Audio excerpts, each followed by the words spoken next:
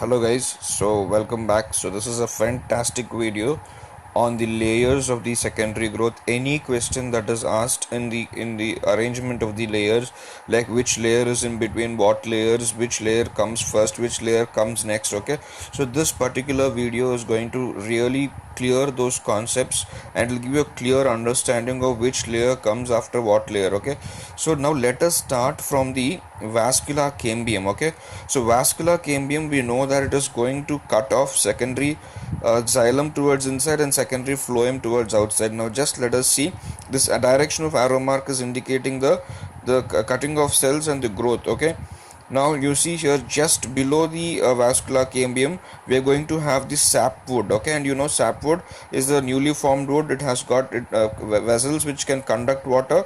Okay, so this is the new sapwood. New sapwood will be just very next to the vascular cambium, and as the sapwood grows older it will keep moving towards the inside. And once the sapwood is here, the sapwood in the coming years, as the tree grows older, it's going to get converted into the heartwood by deposition of the tannins, resins, tyloses growth happening. Okay, all that is going to happen.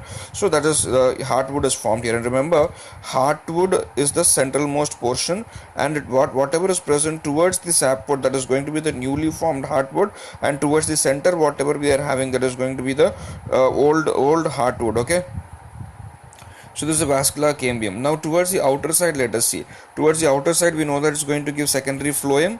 Okay, and the newly formed secondary phloem will be very next to the vascular cambium, and the old one is going to be little away from the vascular cambium. Now let us come to, this is from the vascular cambium cutoff. Okay, so vascular cambium is going to give secondary phloem towards the outside, secondary xylem towards the inside. Now we have, I told you, hypodermis or cortical cells, they become meristematic. Okay, and it's going to form cork cambium, or you can also call it as what, phallogen. Okay, you can also call it as what, it is also called as phallogen.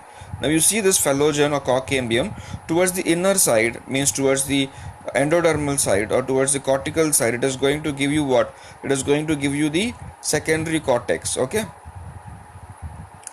it's going to give you the secondary cortex, and towards the outer side it's going to give you the cork. Okay, so here whatever cork is formed here, okay, just next to the secondary cortex. Okay, just next to the cork cambium, it is going to be the newly formed cork cells, and the older cork cells are pushed towards the outer side. Okay, so this is an overall view of layers. If you see from inside to outside, okay, it's going to be the heartwood.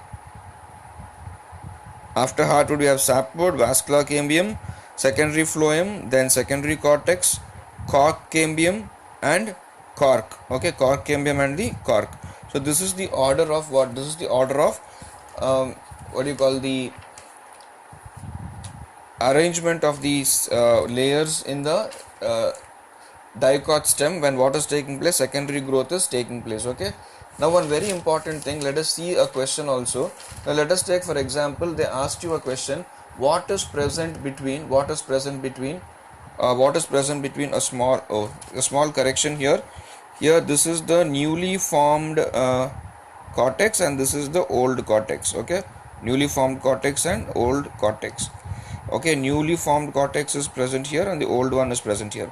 Okay, so yeah, so now let us take, for example, the question is secondary cortex is sandwiched between what and what. Secondary cortex can be sandwiched between the cork cambium and the secondary phloem, or the question can be secondary phloem is present between what and what. The secondary phloem is present between the what, vascular cambium and the secondary cortex. Okay, so remember this is how the questions can be asked. Okay, and you should remember it.